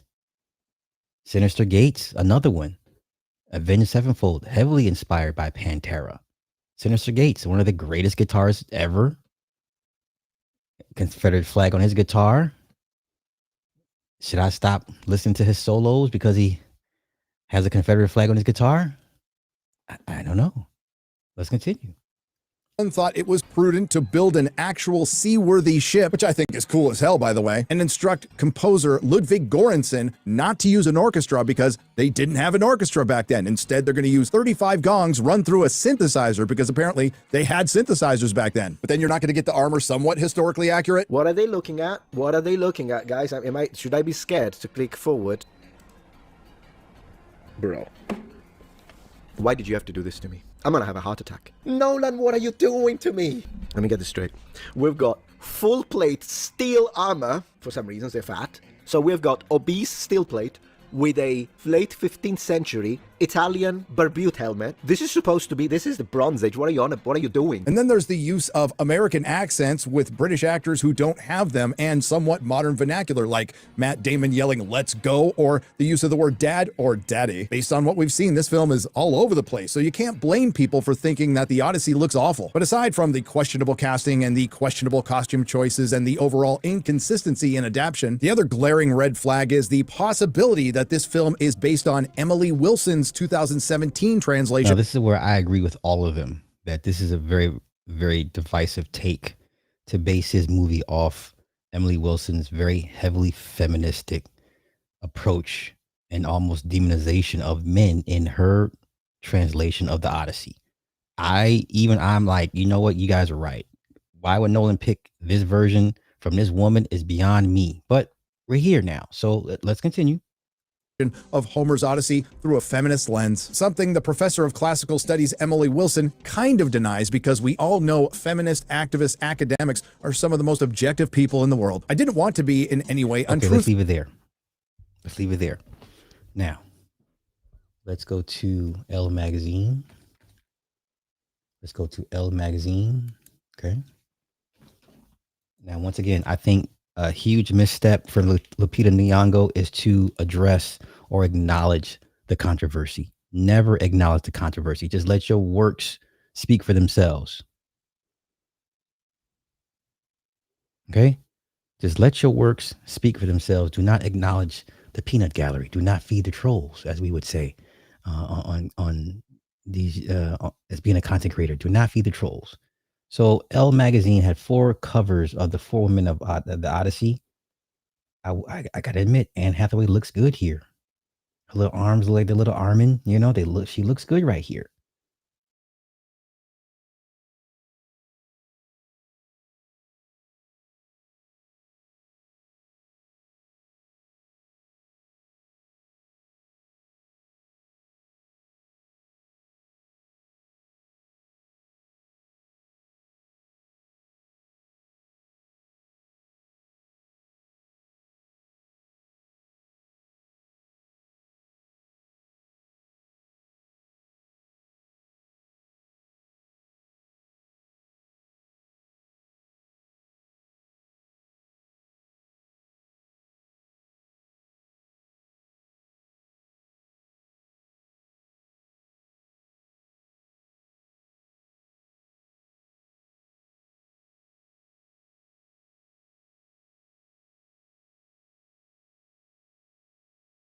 for her to do the part. White man said, I was absolutely desperate for her to do the part. Okay. Okay. Do not feed the trolls. Okay. If I could talk to this woman, don't even acknowledge what's going on. Do not feed the trolls. Okay, so this is her interview. Okay, this is her. Okay. So we're here for it. Local dance studio, blah blah blah. This is what she's been in so far. Star Wars Force Awakens, Black Panther, Us, Quiet Day 1, A Quiet Place Day 1. Okay. This is her cover for Elle. Woman on Fire. Okay. Okay, let's see. She admits that she went in quite blind. During their meeting, he gave her the script and she read it in one sitting. She was immediately all in. I mean, I was saying yes even before he told me what role it was. I really had no idea what the Odyssey was. I was like, oh, snap. I don't know the first thing about this. So it was a crash course. I picked up the books and read them immediately. I have this film to thank for my Greek mythological education. And I picked up the books and she read the Odyssey and listened to the Iliad. Okay. All right. Audra McDonald reads it. It is the best audiobook I've ever listened to. Okay. All right.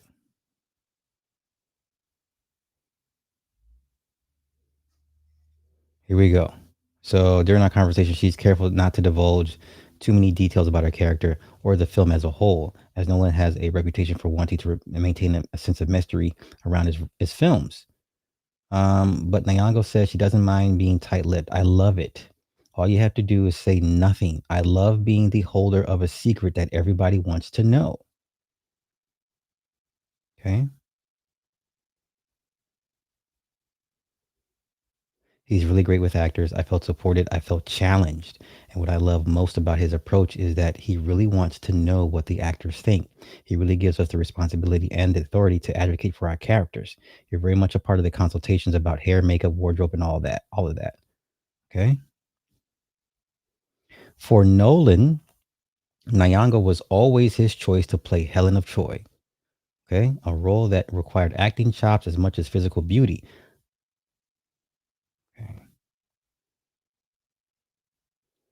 When asked what it means to portray the face that launched 1,000 ships, she quickly dismisses the idea. You can't perform beauty. I want to know who a character is. What is beyond beauty? What is beyond looks? That's the thing about doing such a well known text, which has been studied and interpreted and derived from. The research could be endless. The good thing about working with a writer like Chris is that it's on the page. The investigation starts with the pages you're given. That's what I based it on. Okay. After her casting was announced, Nyong'o faced racist critiques about the decision to cast her as a Greek character, but she reminds those who may have forgotten this is a mythological story. White folk don't care about that shit. She says, I'm very supportive of Chris's intentions with it and with the version of this story that he is telling. Our cast is representative of the world. Did I just not say that? Our cast is representative of the world.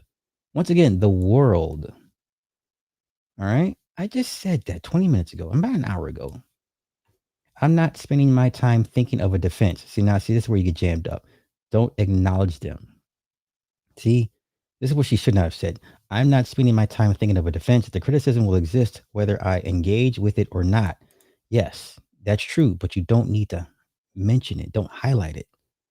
Okay? Like, don't even just be stoic and let your works do the talking for you. Okay? It's quite something to be a part of the Odyssey because it's so grand. It spans worlds. So that's why the cast is what it is. We're occupying the epic narrative of our time. Okay. Okay. Let's see. After Nyong'o won her Oscar, though, she kept getting offers to play more enslaved women, a fact that she has said was disappointing but not surprising. She acknowledges the obvious racial element, but also says that it points to a bigger problem that pervades Hollywood. This is an industry where commerce is governing the art. The commercial part of it is unimaginative. Something like Sinners will never happen, and then every studio will look for its new vampire movie. So the lack of imagination exists anyhow, and then it's just exacerbated by the racial component. Okay? For this reason, she's deliberate about the roles she says yes to. I struggle to make the strategic choice. Okay. Okay. Yeah. Listen, white folk gonna go see this. They hope to see her topless or naked. They hope to see something from her. Like, you know what I'm saying? Okay. Okay. Okay. Let's leave it there. Once again, y'all, we're here to observe and report. We're not here to debate and correct these people. Let them believe what they're going to believe. All right? That's it. That's all. That's it. That's all. Why do they act like Africa isn't on the other side? We're just here to observe and report. I remember when people crashed. They crashed out when they found out that Haley Bailey.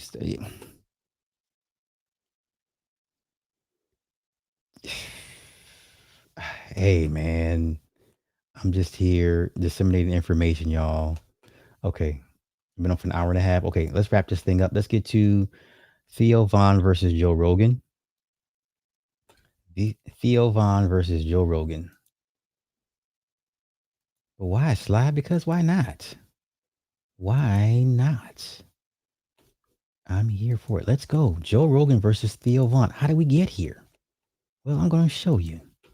With friends like Joe Rogan, man, with friends like Joe Rogan, Theo Von reveals he was put on an antidepressant after a tough day at school and has never been able to get off them since. Theo says that shit makes you feel dead, man. Joe responds, so why did you take them in the first place? Theo says, because I was in a bad relationship 20 years ago and I was having a tough day at school and they effing gave them to me and then I never got off. A 2019 meta-analysis revealed that 56% of people experience withdrawal symptoms when trying to quit antidepressants. Of those who experience withdrawal symptoms, nearly half, 46%, describe them as severe. He was on sertraline. Let's go. Like, one of my goals is to get off of antidepressants completely, man. I want to feel how I'm supposed to feel so I can have thoughts and actions that like make me feel connected to the world. That shit makes you feel dead, man. So why did you take them in the first place? Because I was in a bad relationship 20 years ago and I was having a tough day at school and they gave them to me and then I never got off. Really? Because when you get off, I think we talked about this once, it's hard. Yeah, it makes you more depressed and more fucked up and you're all imbalanced and you're probably addicted to them. Okay, let's continue. So then Rogan tells Theo to his face that he's losing his effing marbles. Rogan then urged him to get off antidepressants after Devon went on a bizarre rant. And Theo says it's all just a cat and mouse game. People are like, we'll elect Democrats next time, but it's all the same. It's been happening forever. They haven't been helping anybody forever. They're letting effing politicians slurp on kids. All of our effing money goes to Israel, and they're using it to genocide people. It's like everybody is scared out of their wits right now. It's like our religious leaders are afraid. So he's speaking the truth. He's telling the truth. It's all just a cat and mouse game. People are like, we'll elect the Democrats next time. It's like, but it's all the same shit has been happening forever. They haven't been helping anybody forever. They're letting fucking politicians slurp on kids. All of our fucking money goes to Israel and they're using it to fucking genocide people. It's like everybody is scared out of their wits right now. It's like our religious leaders are afraid to speak out. And it's like it's a time where it's like Satan is amongst us and our religious leaders are fucking talking about bullshit at the poll. It's just like, what is going, I don't know, man. We got to get you off those antidepressants, son. You're losing your fucking marbles. You think I am? Come Come hang out with us. Just chill out. That man just spoke a whole bunch of truth. That man's awake, and Joe Rogan's got to pull. He's got to wrangle him back in. He's got to pull him back in. He's got to pull him back in. So when you see like how it all played out and why it is what it is today, Jesus Christ, you'd be mad too. Yeah. And when you're mad and you're surrounded by bigger enemies that all have nuclear weapons, you don't even have nuclear weapons, wouldn't you be trying to make them? You know what I'm saying? Like, I'm not saying Iran should have nuclear weapons. I don't think anybody should have nuclear weapons. They But definitely Israel should. gets to have them. Allegedly. This is the problem. Allegedly. Everything's allegedly with them. But allegedly, except for the genocide. You know, they don't officially have them. Right. I don't think they admit they officially have them. And you know who was a big opponent of Israel getting nuclear weapons? JFK. JFK. Yeah. Okay. That's. Now we have context.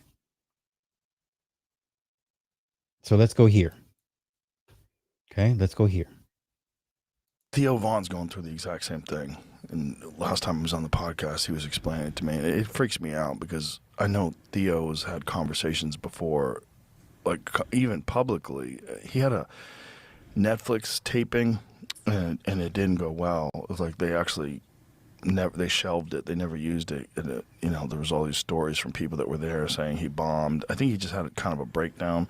And when he was talking to the crowd, and there's a video of it, we said, the people were shaking, hey, we still love you. He goes, thank you. Look, I'm trying not to take my own life. That's what I'm trying to do right now. Yeah. And like, you hear stuff like that, and you just go like, oh, Jesus Christ. I've known too many people that I didn't think were going to kill themselves and then did. And then he goes down these spirals where he starts talking about world events and freaking out. I'm like, oh, Jesus Christ. Like, I got to help this dude. And so I send him things about people getting off of them, and apparently there's some doctors that specialize in getting people off of them. But here's the thing about that chemical imbalance thing. That's not real. They used to think that was what these things do, that they treated a chemical imbalance. But then recently, studies have shown that that is not what they do. They don't exactly know what they do. And they kind of numb you in some sort of a way that helps some people. Okay. So now that we're all caught up. Okay, now that we're all caught up. So let's go to Theo. Wait, let's go here. Wait. So let's go here. Let's go here first. All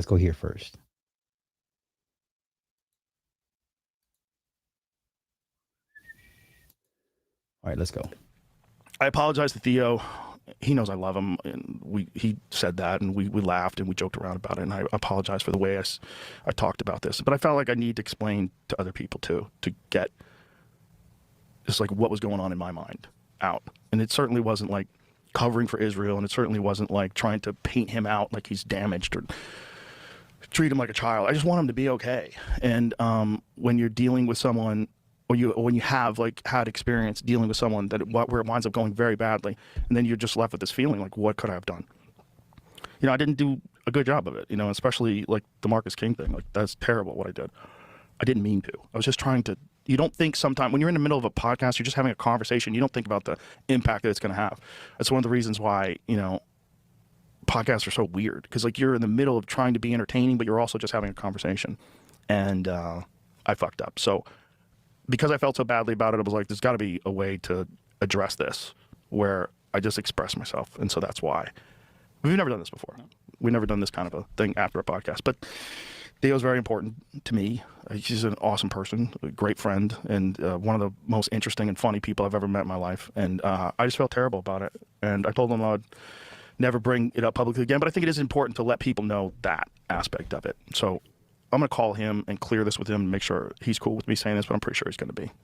And that's it. So I'm a human, and I'm flawed like all of us, and I fuck up, and it's probably not the last time. It's definitely not. I'm going to fuck up again. Okay. Let's go to where Theo, when he actually clapped back at him. Hold up. I'm going to find it. Is this it? Nope, that's not it. Damn it. Hold on. I'm going to find it, y'all. I'm going to find it.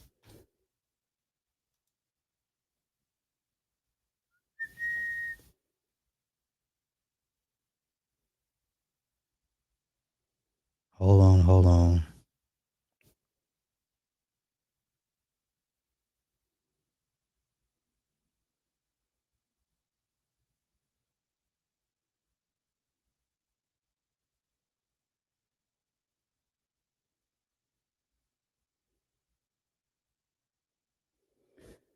All right, let me change this up. Okay, Theo.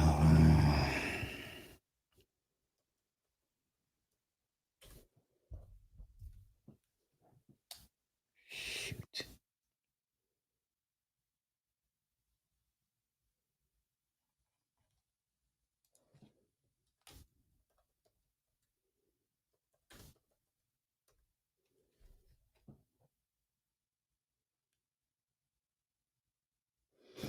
Okay.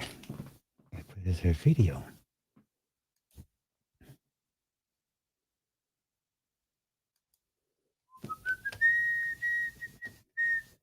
Hold up, y'all. Hold up. I'm gonna find it. That's not it.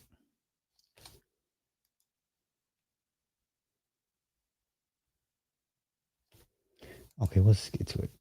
Okay.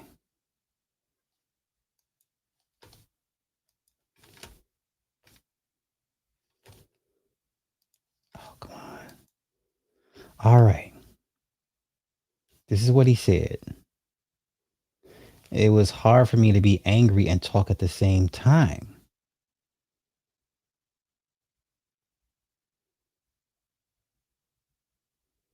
Okay, saying among us, blah, blah, blah, blah.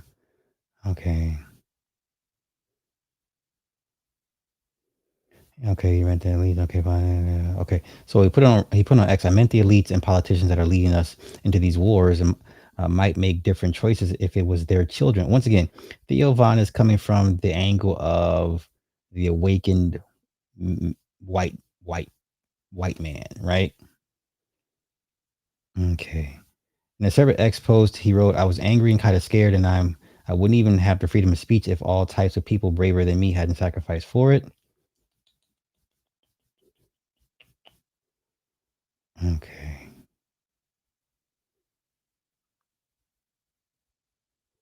So here we go. Theo is all of us right now. This person says, these two men helped Trump and Vance get elected. I'm glad they're saying what they're saying now, but I wish they would own that. Huh. Interesting. Interesting.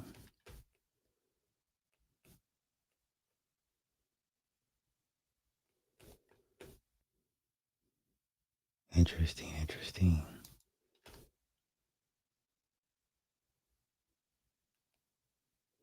Let me pull up Theo Von's Twitter. Yeah, right now Theo is kind of out of he's not he's you know he's not following the rules of the road basically. So Joe was kind of like, hey man, we got to dial it back because you're out here wilding right now. Is that gum in your mouth? Yeah, I do a lot of gum. Why you like chew it like that? I just do it. That looks like 3 layers of gum. Oh, I got 12 pieces in right now. What the fuck? I do it. I like. Is that like a Tennessee thing? No, I'm a drug addict, a recovering drug addict. So Oh. if I'm gonna put it in, I'm gonna put it. I like to do it. Okay. Concentration as well. 12 layers? That's true. If I have to do this to keep this moving, it helps with your concentration. Oh. Okay. Because the rest of me's busy, my eye are locked in. Oh, okay. Is that gum? Listen, yeah, this ain't going to end well for Theo.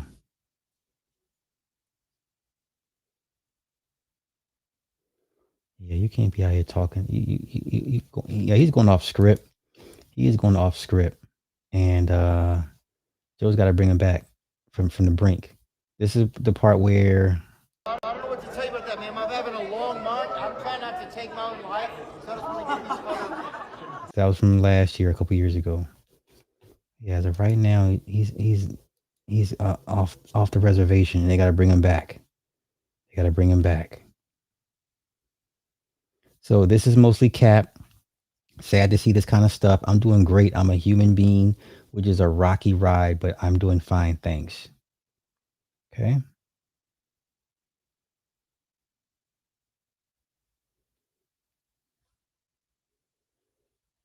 Yeah, right now he's off the rails in their eyes, and they gotta bring him back to the focus. Listen, he's a former drug addict, so it ain't nothing for you to have a relapse, an overdose after being clean for so many years, and you in the bathtub or you're in your garage or whatever. So don't think they can't pull it off, right?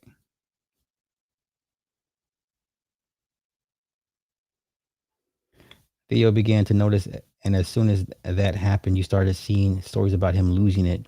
It's just a disinformation campaign. And yeah. Listen, former drug addicts, they're easy. They're easy to pin things on or to get out of the way because no one's going to question you're a drug addict. Like that's one of those vices where whatever happens to you, it's an easy fix. Like you're a drug addict, so anything can happen to you. You know, like no one's going to question what happened to him. Well, he used to do drugs. Oh well, okay, now it makes sense.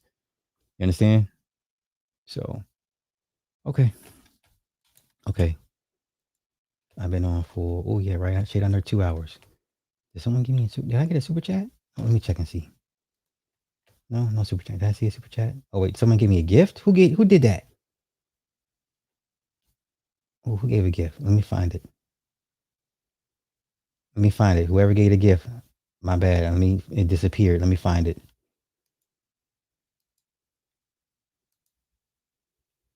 Who gave a gift? NC worker, thank you for the 100 jewels. I appreciate that. Thank you. For sure. Appreciate you. Thank you. I don't even know what the hell that is, but I thank you I appreciate you for doing that. You know. Yeah. Joe got to bring him back off the ledge. Like you can't be out here talking this shit, man. What's wrong with you, brother? What's wrong with you? Know what these people will do to you? Don't you know what these people will do to you? Okay. He said, honestly, I prefer the 90s Odyssey. I respect Lupita for turning down slave roles, but I'll wait for it on DVD. Man, listen, I'm going to go out and go see it. I'm a movie buff, so why not?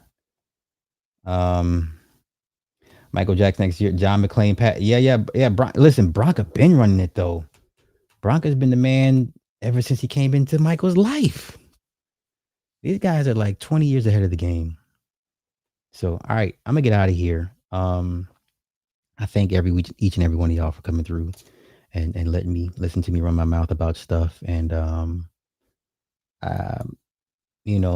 sure some of y'all be like, man, why are these lame ass topics? They're not lame to me. And hopefully somebody gets value out of what I am into TV and film. Like that's really what I love to cover. And I just ask that y'all allow me to kind of just do me, and hopefully some of you guys will be like, okay, I like it. I can deal with it. Once again, you do so many years of just urban niggery stuff. It just weighs on you. And it just feel like I have this kind of weight lifted off my shoulders. And right now, the whole everything in Hollywood is to me is fascinating with all the ins and outs and all the power moves being made and stuff like that. So y'all just bear with me, I enjoy this stuff. So I guess that's where it starts. And hopefully, if some of y'all be like, yeah, okay, cool. And then that's all that matters, So, but I can't do O'Shea content. I can't listen, I just joined a softball team. wait. So I just joined a softball team, and at the park district I work for, one of the managers was like, hey man, because he kind of gave me a heads up, like, I'm putting a softball team together. So it is official. It's a slow pitch men's softball team. And I'm just like, oh my God, I played baseball in high school, but I played second base. But I've always, swung a bat and thrown a glove with mini-me, but nothing like no official teams. And I'm like, okay, I'm like low-key, like kind of stoked for this. Like, so we got 3 weeks of practice, and then we got a game every Thursday. So I'm out here trying to touch some grass. And just as I get older, I just want to do more stuff. And one of my kiddos invited me to come check out her jujitsu gym. And I'm gonna check out the gym and talk talk with their coach and probably end up doing like 6 months of jujitsu after the softball thing. So I want to just keep active and just keep learning and growing and just, experiencing all types of things of life that has to offer. And I'm not going to let my age be a limit or be a factor. Now I get it. I can't just be running around with the youngins like that all willy nilly. But I'm like excited for the softball team thing, man. I got a couple gloves. I got to go buy a softball bat that's official slow pitch softball bat. I get some cleats. You know what I'm saying? So I'm gonna be out here doing this shit, man. I'm gonna be out here doing this. Listen, I don't do that warm up and stretch. I don't know what that is. I don't stretch. It's probably why I'm so stiff. But I'm excited. I'm excited. Yo, I seen the softball bats, $300. $300 for a slow pitch softball bat. My gloves that I bought, they were $100. I got 2 of them. And I only bought those because I was working with when Minnie was on a softball team. I would practice with her, so that was the only reason why I had gloves. The only reason we even go to the batting cage is because of her. So, in a kind of crazy way, it's I give her the credit. She kind of pulled me back out into getting back into sports and being athletic again because of her. But yeah, so next week is practice. So from next week all the way to August 27th is our season.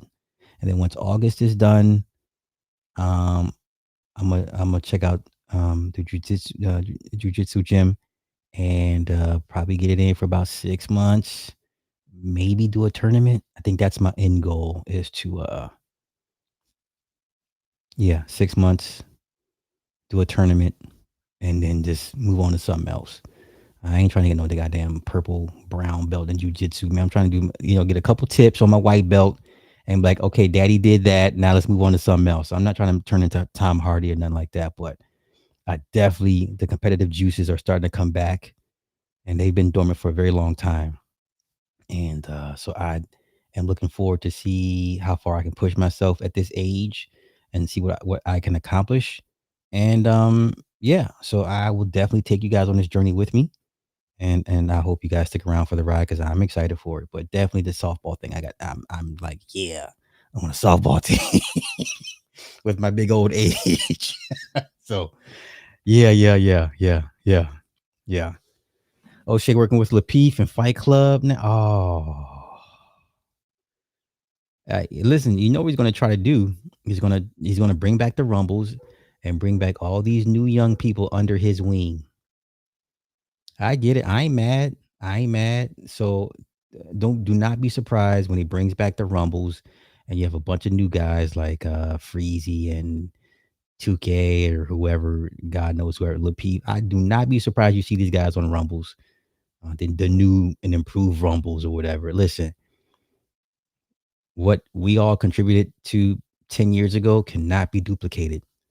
Okay, once again, back then, that shit was like WCW versus WWF every Monday night. It was the Monday Night Wars. You can never repeat that ever. I don't give a fuck who these new niggas you bring in. Doesn't matter. Doesn't matter. Like we set the bar. We set a precedent. You can't match that intensity, and you know what I'm saying.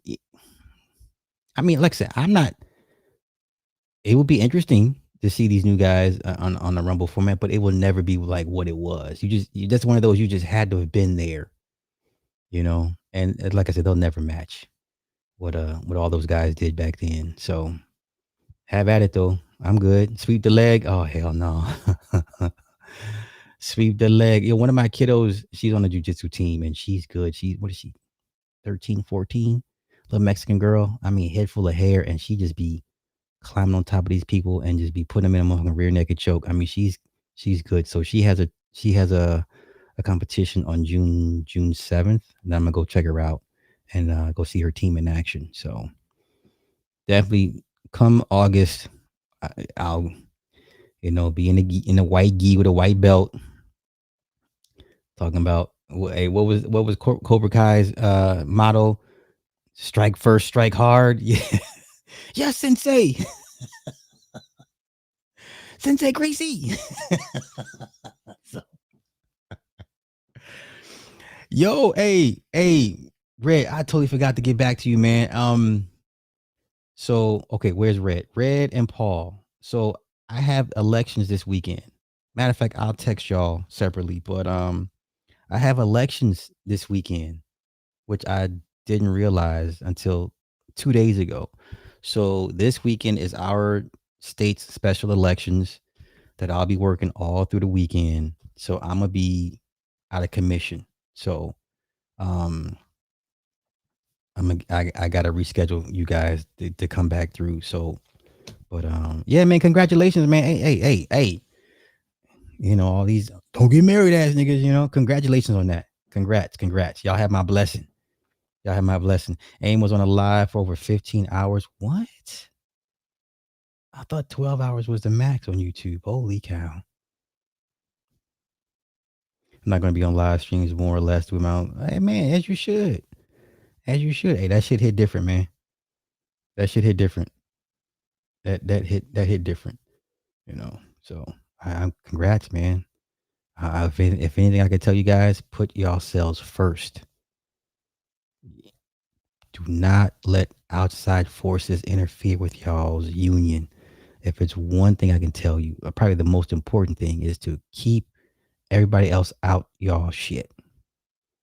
You know, so. All right, I'm gonna get out of here. Thank y'all for coming through.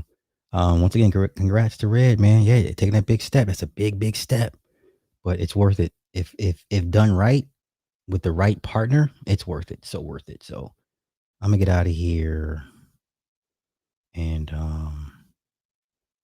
yeah, tomorrow, long ass work day.